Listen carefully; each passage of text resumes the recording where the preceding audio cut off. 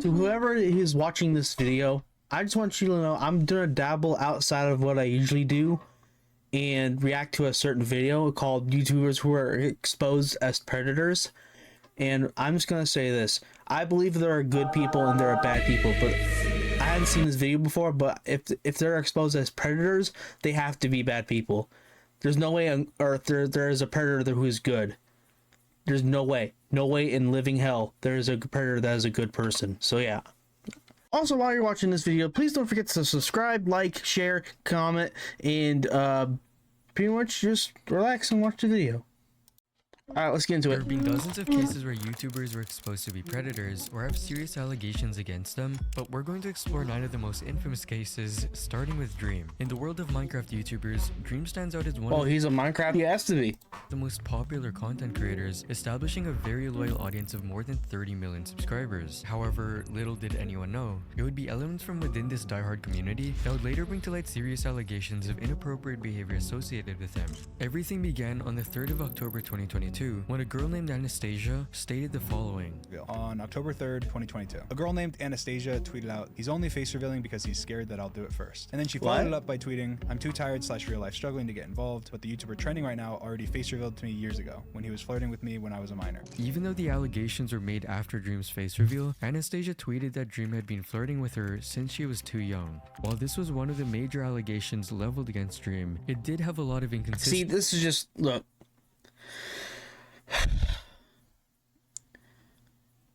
It bugs me thinking about it because, one, why were you talking to a minor in the first place? That's what I'm thinking. Two, it's just, I don't know, it's just disgusting. It's overall just disgusting behavior. It really is. With many people being unsure about the authenticity of these claims. At the time, Dream was one of the most hated people on the internet, and people joined in on the bandwagon, celebrating. Alright, back to recording. Provided by Anastasia, Okay. and she has since made her Twitter account private. I didn't have any inappropriate contact with this person. I didn't have any sexual contact with this person. I hardly even remember who this person is at all. And the only messages I could even find with this person were friendly Twitter DMs. And even in those Twitter DMs, I mentioned that they had 18 in their bio, which they contradict. I definitely didn't face reveal to them. That's an obvious lie. Many expected Dream to take a break from the internet and public eye for a while, but instead, he seemed to worsen the already heated situation. He posted a TikTok joke related to minors, which he quickly deleted due to the backlash it generated. Alright, let's see what was sent into my P.O. box today. Looks like a t-shirt. Okay. Alright. What does it say? This move drew widespread criticism and raised doubts about how seriously he was addressing these allegations. Finally, on the 19th of December 2023, Dream released a highly anticipated video of him talking about the allegations brought forward against him. The video not only addressed the accusations related to grooming, but also dove into his previous scandals as well. In this video, I'm going to be very vulnerable, open, and honest. I go into my past, I go into See, controversy. he's doing a thing called getting ahead of it, and I've heard of it, and it's like you talk about it just in case it comes back up to bite you in the ass. So that's basically the only reason why he's doing it. And I also debunk very serious lies about me, including by involving the police, legal teams, and extensive research. After recent dramas and controversies have come to light, Dream decided to go scorched earth on haters. Dream might have thought this was going to be the end of these allegations, but he would soon be mistaken, because it wasn't long after the first accusation of grooming when a girl named Amanda shared a series of TikTok videos detailing her encounter with Dream. Amanda asserted that Dream had engaged in grooming behavior towards her, and that the two of them had planned to meet at a private location when she was not old enough. To maybe February 10th is the time frame where we were sexting. I informed him that I was coming to Orlando in August. Bro, she has the evidence to back her up. That just proves he's a pedophile, dude. It was suggested that we meet up and have sex. These allegations garnered even more attention when a user reposted Amanda's videos on Twitter, which received an overwhelming response, accumulating over 4,000 likes and creating new hashtag trends such as Dream is a freak and Dream is a groomer. In response to the community's allegations, Dream addressed the situation by sharing a tweet-longer message on October 15. In the statement, he firmly denied the allegations of grooming, stating that while the interactions were legitimate, they were purely friendly and not intended to be of sexual nature. Yesterday, a thread thread was posted that had screenshots of Twitter DMs from me from 2020. I believe these DMs are real. In these DMs, there are no inappropriate comments whatsoever. It was just a friendly conversation. In these screenshots, them being 18 years old is mentioned in their bio, and I also clearly asked them for their age. I did not act inappropriately with this person. Later, Amanda also claimed that she had filed a police report against Dream in a tweet where she showed herself inside of a police station. Lastly, once again, she said she was going to take legal action. She then tweeted a picture of the inside of a police station and also said she'll come back with more evidence. According to Amanda, this is what the entire timeline of their interactions looked like. After I added her on Snapchat on January 17th, 2022, that we started sexting. She showed that her birthday, when she would turn 18, is on February 17th, exactly a month later. She claims that we sexted from around the 17th of January, the day I added her on Snapchat, to the 10th of February, and then that it stopped. She said that while she was still underage, we exchanged nudes. Her evidence of this was 2 photos of supposedly me from after she was 18. I just don't get it. I just don't get it. Why would you do that? Like, in the first place, why would you want to sext with someone you don't even know their age? It's horrible. All of this is just awful. I can't even believe what I'm hearing. Important claim was that she traveled to Orlando in August and that we planned to meet up and have sex. And I just want to make sure that I blatantly deny this before continuing. None of this is true. While Amanda had said that Dream had sent her inappropriate messages, she provided no history of these conversations except 2 screenshots of the messages he had sent her, which obviously could have been photoshopped or altered in some way. I mean, maybe it was photoshopped, but I'm the kind of person that in order to accuse someone, you need proof. You have to have God honest, solid proof before you can accuse someone. This is pretty useless information because there's almost no messages in the logs at all, but it's still extremely weird that she was asked for these logs many times. It takes 5 minutes to download and she never did it. Probably because it doesn't support what she was saying. On top of those things, from everything she had told me, she was 19 and we had no inappropriate contact. Amanda had also deleted many of her old replies and tweets, possibly because they could have incriminated her of providing any false information. After her allegations, she deleted a lot of evidence. She unliked a lot of tweets she had liked. She deleted replies of hers on Twitter and TikTok that hurt her credibility or contradicted what she was saying. She deleted Instagram DMs to me and only got caught because she accidentally showed them in an old TikTok of hers, and that's all completely factual and documented. Dream also shared that he did contact the police station asking if they had any proof of a complaint filed against him. Turns out, there were none.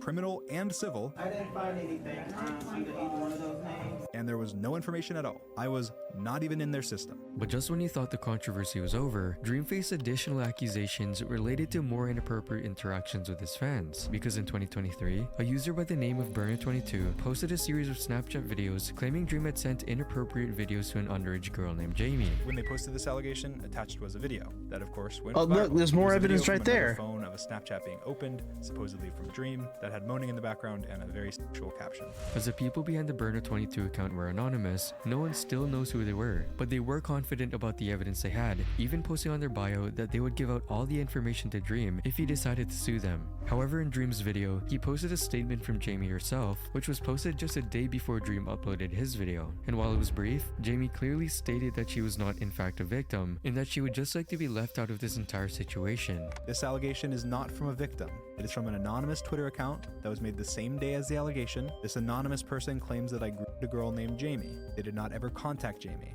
They did not know Jamie. They got none of their information from Jamie. They even incorrectly said that she quit the internet years ago when she's still active to this day. They posted videos claiming to be from me to a minor. They never showed proof that it was from me or my Snapchat profile. They never showed proof of who it was to. They cropped context from screenshots, lied publicly, and said Probably I for admitted the video- confidentiality reasons, but still, like, look, I need to see it for myself, so. Videos were from me. They falsely alluded to the fact that the victim gave them permission and ended up causing massive harassment and terror to Jamie, who they said was a victim of mine. After putting out the video, Burner22 deactivated their account, and for now, their identity still remains a mystery. However, unlike Dream, where the whole controversy involved only allegations, the same can definitely not be said about. Let's see, for Dream, maybe not, but still, look.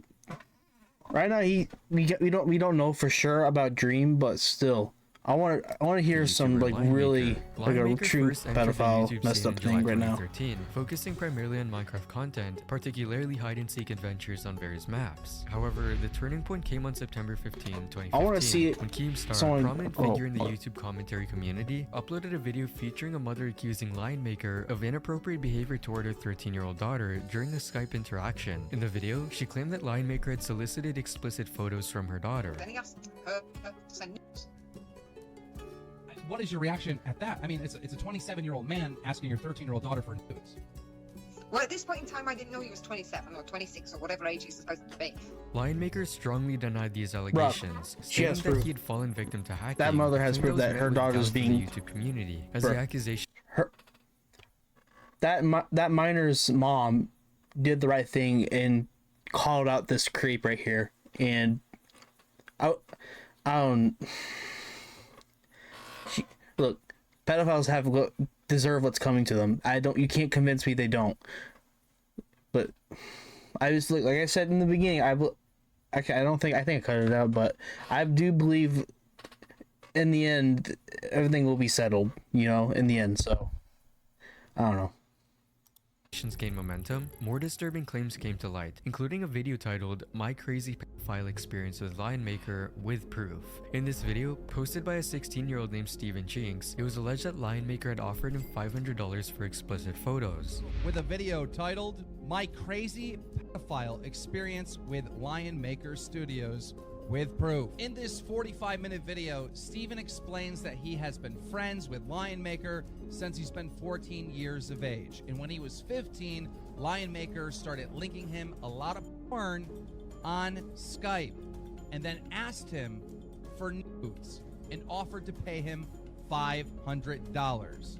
Despite repeatedly claiming to be a victim of hacking and blackmail, the YouTube community remains skeptical, adding to the growing scrutiny. Another YouTuber, Colossal's Crazy, contributed to the expose by creating a video that sheds light on Lion Maker's manipulative behavior, sending shockwaves throughout the platform. Colossal Crazy took it a step further by inviting Lion Maker to an interview, during which Lion Maker struggled to provide a clear response to the question, is it fucked up if a 28-year-old man to date a 16-year-old? You can say the same for me. If I'm in That's a good question. For one, that's because if you ask a normal person that question, they will go, of course, that is wrong. That person is a minor. They shouldn't even be allowed to date anyone above 18 years old. But this person is 28 years old. Therefore, the 28 asking a 16-year-old for any explicit sexual content or just overall wanting to date a 16-year-old, that is wrong. They're a minor. You can't do that. with a 16-year-old, I'm 28, same age as you. Is that fucked up? It's a very, very simple question. You only have to answer yes or no. I just think anyone with 2 brain cells can say that a 28-year-old cannot date a 16-year-old. That is common sense. That is basic common sense. And right now, it's just for some reason, for some people, it's like, oh, I don't know. Like, come on, it's basic effing math. Come on. I don't, Colossal. Because I find it interesting that you're dodging that question when it's a very... The controversy it's a simple question. When Lion Maker faced allegations of sharing explicit content involving an underage girl Hope no one and heard me attempting to yelling. manipulate her publicly. As the controversy intensified, Lion Maker mysteriously disappeared from the internet. And on the 20th of January 2018, YouTube deleted his channel forever. Good. However, the silence was broken in December of 2018 when Lion Maker's ex-girlfriend, Paige the Panda, released a video detailing her negative experience with him, providing a glimpse into Lion Maker's troubling history. Took him to court because for 3 years of my life we were in an online relationship, and in those 3 years it was basically just abuse, mental and sexual kind, so, you know. Legal repercussions finally caught up to Lion Maker as he faced charges related to his questionable relationship, resulting in him spending time in a Belgian jail cell for 10 months. Despite the gravity of the situation, Lion Maker I'm just saying, at least there was some measure of justice that has been served. That is good. He deserved every single second, day, and hour, and month he spent in that jail cell. He deserves it. to return to YouTube in 2019 with a new Minecraft channel, carefully sidestepping any direct acknowledgement of his troubled past. However, YouTube once again deleted his channel in June 2020. During an Instagram live, Lionmaker attempted to talk more about the situation, but would end up having a mental breakdown in front of his viewers. You can't face the truth. You can't face it. Like, face value. Face value! Because you're all f***ing delusional!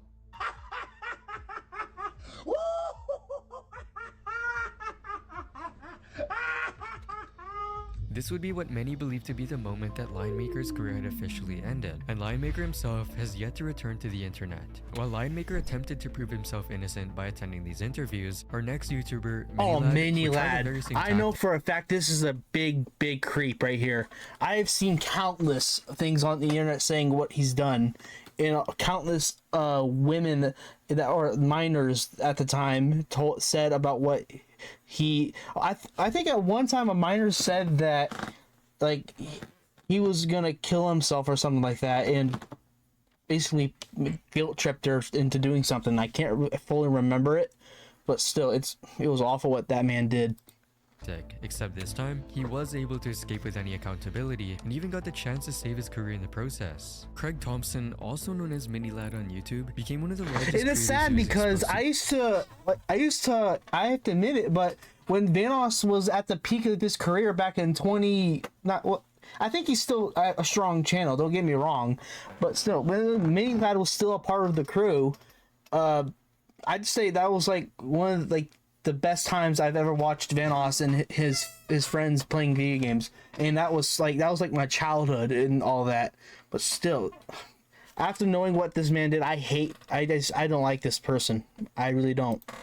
Be a pedophile. Known for his multiplayer games like Golf Hit, Cards Against Humanity, and Reddit videos, he built a very large fan base that loved his entertaining style. However, on the 23rd of June 2020, things changed drastically when two women, Hallie and Ash, accused Minilad on Twitter of manipulating them when that's what I meant to say. Yeah, he manipulated them. Apologized publicly on Twitter and took a break until August 2020. When he returned, he didn't fully explain the reasons for his break, saying it was for another mental health journey similar to one he had earlier in the year. The situation took another turn on the 4th of September 2020 when Minilad posted a now deleted video titled Clearing the Air. In this video, he briefly talked about the SA allegations and responded to new accusations from a Twitter user named Miles about inappropriate behavior at Camp 17, a meet and greet set up by Minilad and other creators.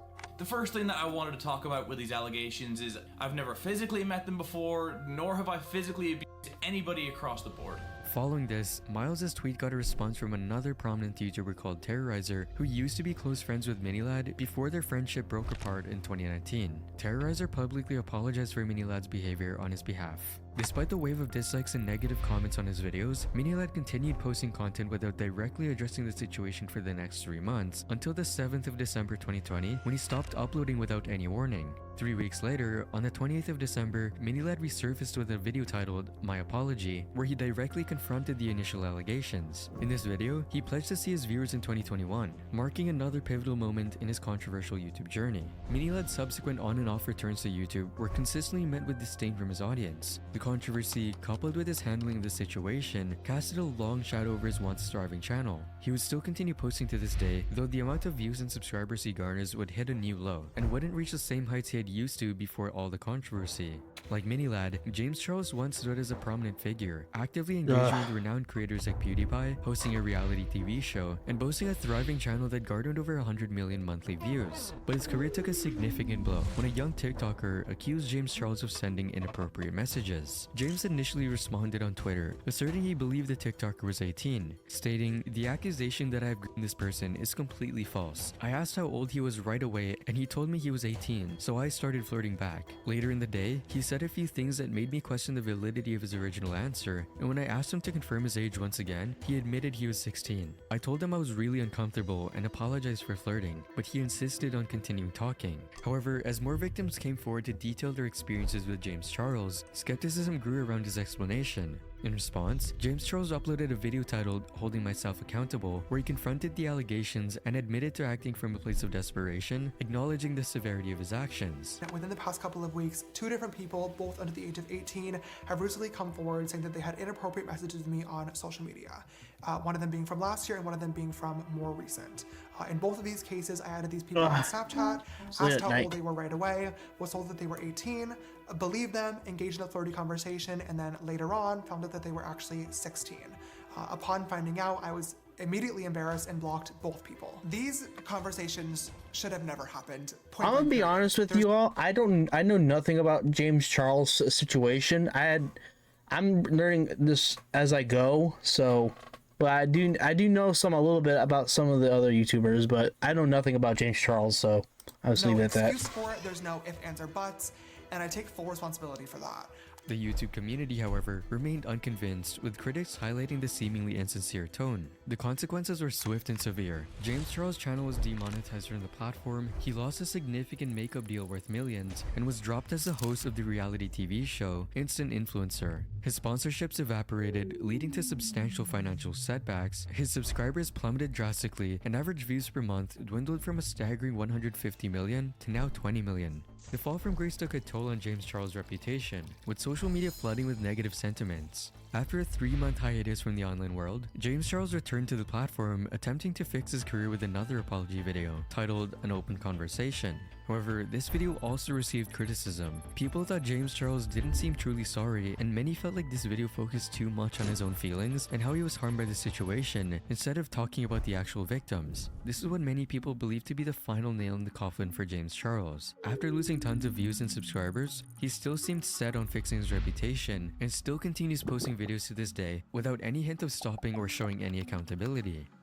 Jinbop, also known as Starlit, became popular I've for his never heard of this engaging person. funny gameplay videos. It seemed like he was on track to becoming one of the biggest Minecraft creators in the community, but everything changed when he suddenly disappeared without any warning, leaving his fans in the dark. The last video on Jinbop's channel was posted on the 10th of August 2016, sparking curiosity among his fans about his abrupt silence. But this silence was broken on the 9th of September 2016, when the YouTube news channel Scarce released a now-deleted video that linked Jinbop to serious criminal allegations. Scarce and his team investigated Jinbop's background, connecting his name to public court documents that detailed disturbing aspects of his alleged crimes and arrest. The story unfolded with Jinbop, 23 at the time, initiating contact in the summer of 2015 with a girl who was a fan and helped produce art for him. Their relationship, initially just friendly chats on Skype, developed into something more. This relationship was even hinted at by a user named QueenCat, who recalled being in a Skype call where they interacted inappropriately with each other. I was in a Skype call with him and one of the victims he was convicted of grooming.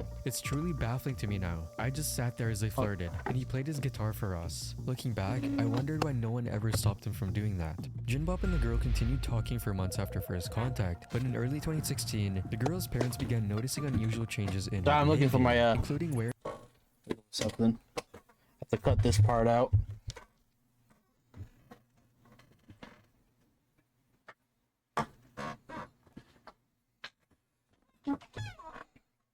Alright, back at it. And Back at it a again. picture of an unfamiliar man who turned out to be Jinbop. Because of this, they decided to secretly record a conversation between their daughter and Jinbop, during which he was heard talking about extremely inappropriate topics, clearly aware of her age. By March 2016, Jinbop suggested that they meet in Florida, prompting the girl's parents to inform the FBI. On the 20th of May 2016, the FBI recorded a 30-minute Skype call between Jinbop and the girl, where they were heard discussing explicit acts. The call immediately helped the FBI determine He got exposed. Get him, lock him in jail, throw away the key.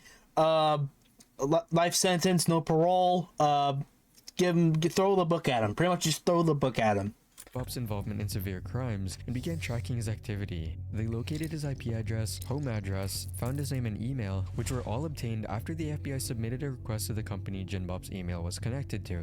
At this time, the FBI had solid evidence to back up the allegations, and on the 2nd of August, the FBI submitted a criminal complaint to the district court and requested an arrest warrant for him, where he was subsequently arrested on charges related to CP. After his trial, Jinbop had been sentenced to 7 years in prison. Yes! However, according to the Federal Bureau of Prisons website, Jinbop was released on the 2nd of June 2022, he got released. citing good behavior as a reason for his early release. Jinbop never made any move to return to YouTube after his release, and was never to be seen on the platform again. Unlike most of the YouTubers on this list, That's good. K-pop At didn't least he explain got himself or served offer in an jail. apology. At least he went to jail. He said for our next YouTuber, Kaneko Kitten. The Roblox community was recently shaken by controversy involving Kaneko Kitten, a prominent figure known for his Roblox-related content. On the 6th of January 2021, Kaneko Kitten suddenly released a now-deleted 55-page Google document about Narpi, who was his ex-boyfriend. The document, which has been archived in a Google Drive folder, contained alleged claims that Narpi had engaged in a Wait, what manipulative that? and I just realized what that said. Well, go back a second.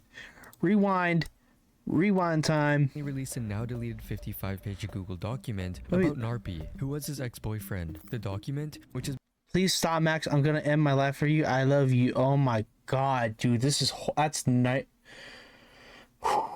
I don't like that. archived in a Google I don't Drive like that. folder, contained alleged claims that Narpi had engaged in a manipulative and inappropriate relationship with Kaneko Kitten, who was 20 years old at the time. The document outlines different accusations, including claims that Narpi had used mental health issues and self-tools to develop a relationship.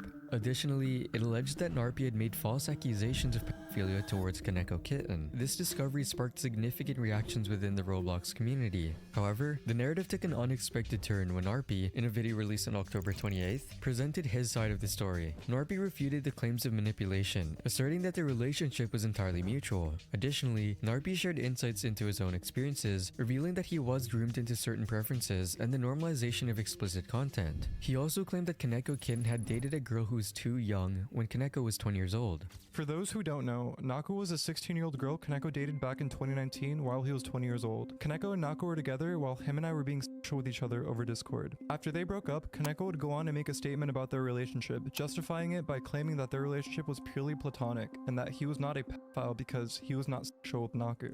Acknowledging the gravity of this situation, Kaneko admitted to the allegations made against him. I obviously could have handled this in a much different and better way than a manipulative one-sided document, and I do apologize for doing that. This document is very manipulative, and it paints our entire relationship to be as if it's one-sided, or that I never gave in or was complicit with this relationship whatsoever. I made several excuses for my actions in this relationship and made it seem like it was not a mutual relationship between the two of us, and for that, I am sorry for that. Kaneko Kitten responded to the controversy through a now deleted YouTube video and post on his community tab. The responses from the community were mixed, reflecting the complex nature of the unfolding events. As indicated in his community post, Kaneko hinted at a potential return to online platforms, but notably not on his original Kaneko Kitten channel. As of now, all of Kaneko Kitten's videos have been hidden, and none of his videos are available to watch, as his channel is now being deleted. Yandere Simulator, a video game by Yandere Dev, was once a very popular game on YouTube, captivating millions of viewers with its unique the guy concept. who made this game?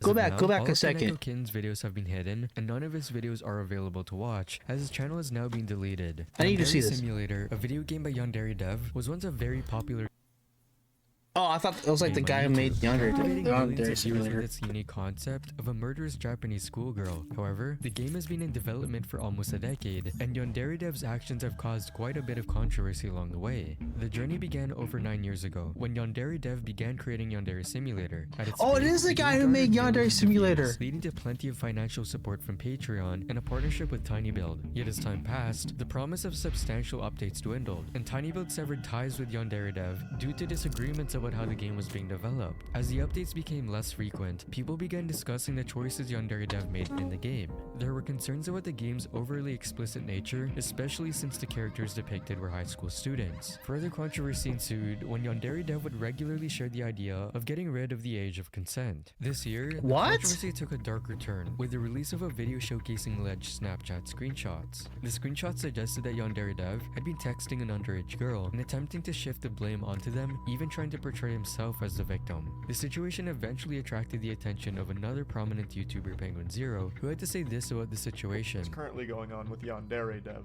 So over the course of 8 years, everyone has paid attention to every single minute that this guy has broadcast his life online, as well as the way he conducts himself with his fans, and it's led to a lot of... But if I ever got to meet this Penguin Zero, bro, I want him to meet my mom, because my mom's a big fan of him. And I think I'm starting to watch him a lot now, and if I could ever meet him, that'd be awesome. less than savory things being revealed, and this past week has been the worst week for him when a lot of screenshots came out from Snapchat conversations, as well as some other very serious allegations levied against him, all hit the public eye. So this one here has been making the rounds. You're the one traumatizing me. That's allegedly Yandere Dev, cosplay fan. And they say, I'm sorry. And then he goes, this here is trauma. This is abuse. This is power imbalance. I am being emotionally abused by you. To which they respond, I'm 16. And then he goes, you have this massive blackmail over me. You're 35.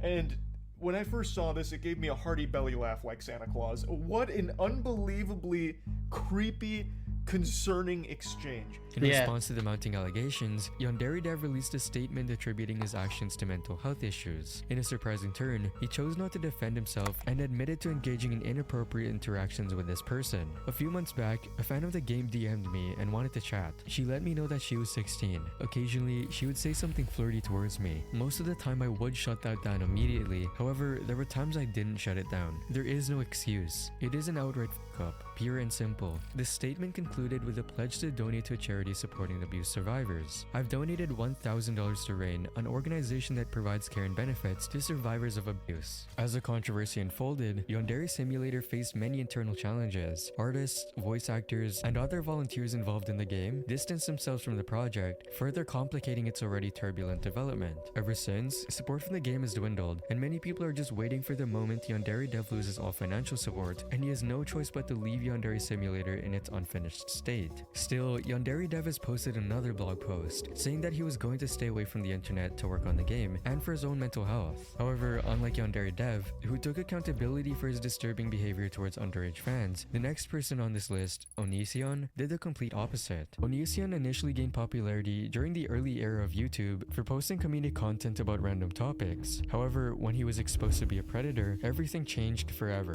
From allegations I don't know that guy. I hadn't seen any of his videos. Onision's career I never even heard of him, so alarming controversies following another. One of the biggest controversies involved him organizing a website where his underage fans would send pictures of themselves, which he would then rate based on their attractiveness. Now we're going to cover exactly what you guys demand. Have Onision rate you 1 to 10. It's what you want, and so I will deliver. These evaluations often took a disturbing turn, becoming overly sexual and body shaming, causing widespread sites within his community. I'd rate you a 5 out of 10. 7.9 out of 10. Like a 9 out of 10 and 8 out of 10. Meanwhile, this girl's bro, like, they're minors.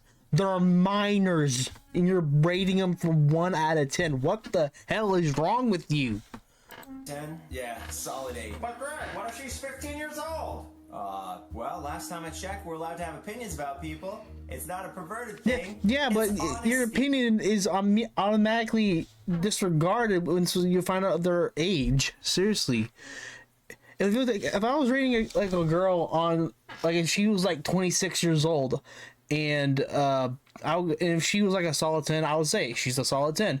But if I saw a minor that was 17, 16 years old, I would say I don't even want to go near you. One, I'm 20 years old for one, and I find that disgusting that an older person who would talk to a minor is disgusting in my opinion. And I would just stay away from anyone who's younger than me. I would only hang around people my age. Just saying that. I'm just throwing it out there.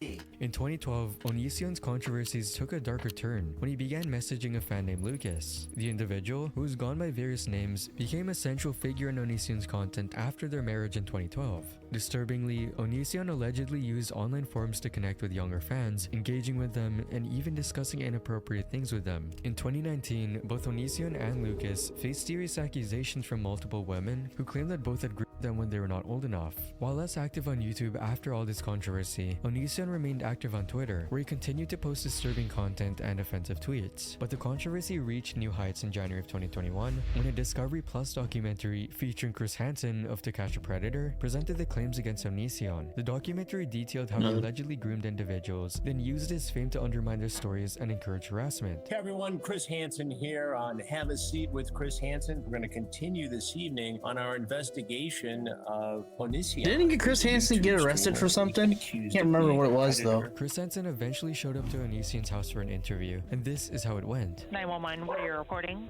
Hi, there's a person who's been stalking me online and they just showed up to my house.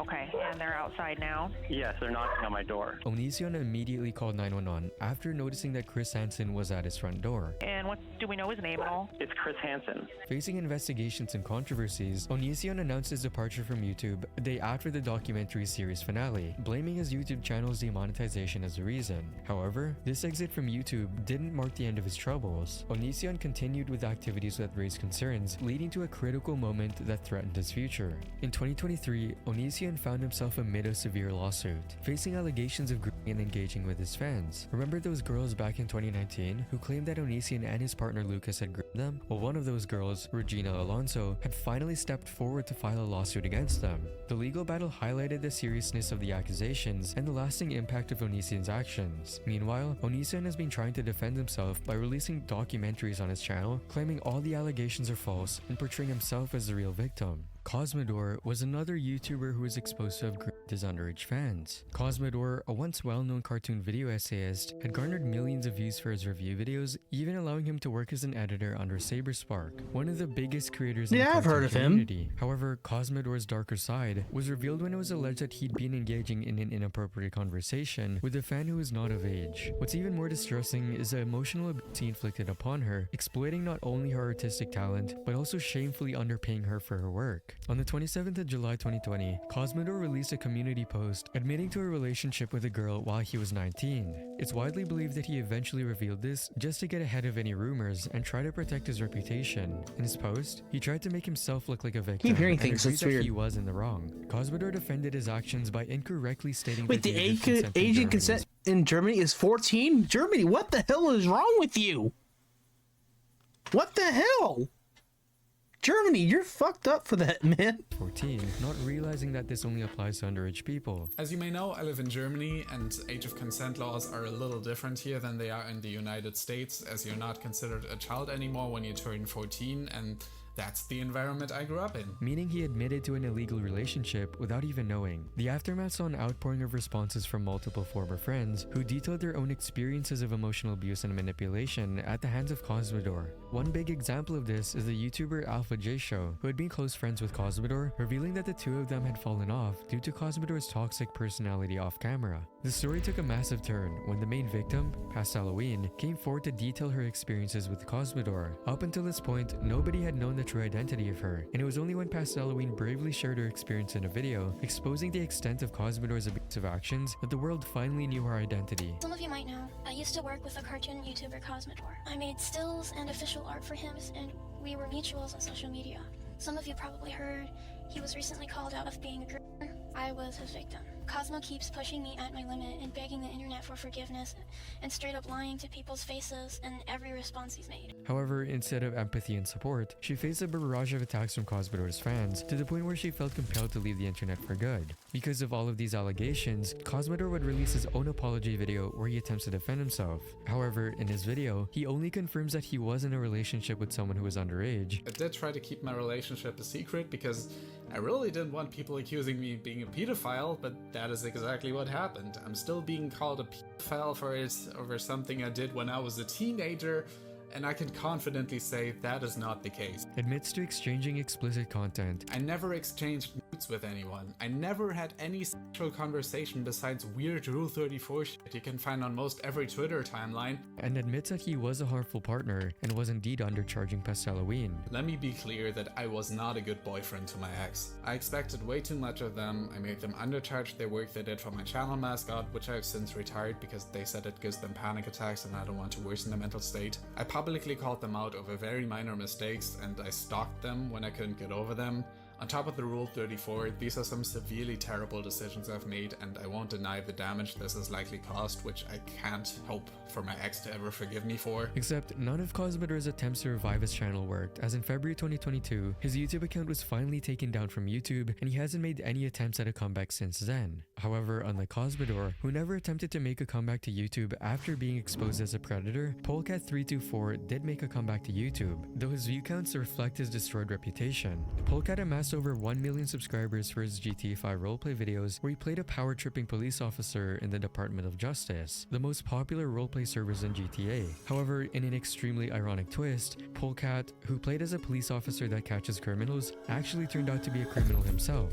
In September 2022, a Twitter user named Roadrunner SG revealed Snapchat screenshots of inappropriate conversations with Polecat dating back to 2015 and 2016. At the time, Roadrunner was obviously underage while Polecat was 22. The exchanges often included Polecat exchanging gifts and money for explicit photos. And when Roadrunner uploaded the evidence, people were quick to assume that he faked the allegations. But these doubts were eventually dispelled when Roadrunner posted a live screen recording confirming the messages were indeed real. The story could have ended here, but things took another twist. As it turned out, Roadrunner wasn't the only person who had unsettling experiences with Polecat, because just a few days later, another user by the name of Garrett shared his own disturbing interactions with Polecat when he was not of age. I never came forward because I didn't think anyone would believe me, nor did I even think any of our chats existed. The chat logs contained extremely inappropriate things that clearly pointed to the evidence that he was a pedophile. In one of his messages, Polecat was seen saying, "Me and you both like a young." Garrett would then add on to this tweet by saying, "Polecat and I got close because I was insecure and he seemed to make me feel special. Now I know it's obviously something he does with others who are underage."